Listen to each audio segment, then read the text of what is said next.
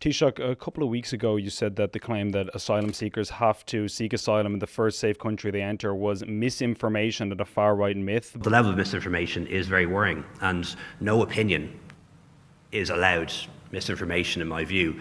I even heard on the radio this morning, people saying that asylum seekers have to claim asylum in the first safe country they enter. Like, that is a far-right myth.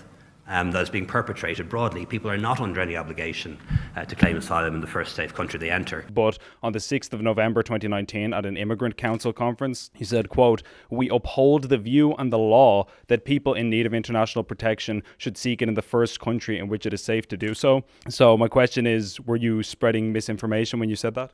No, I saw your video, by the way, and I think you made one fair point. That particular myth went beyond the far right a long time ago. It is a mainstream view now that asylum seekers have to apply for asylum in the first safe country they arrive in, but that is not true. And the Dublin Convention does not allow us to send people back to other countries automatically.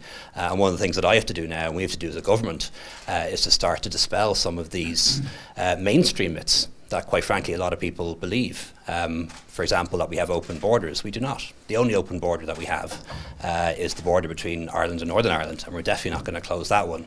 When it comes to airports and our ports, we have very robust checks, and these are checks that we've stepped up in recent years. A new Garda station in the airport, a new Garda station in Dublin Port, and even now checks for people coming off planes.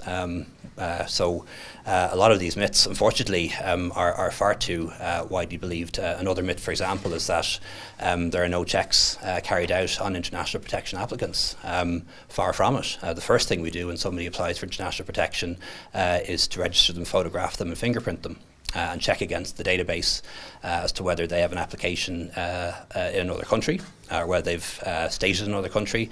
And then, of course, we go on and process their application and do checks against criminal records and so on. But a lot of people falsely believe that those things aren't done. And part of my job now is to tell the truth about migration, because I know there are people on the far right and well beyond that don't tell the truth on this matter. So when you said it in 2019, was it misinformation then? Did you fall into the camp of people who had been taken in by this far right idea?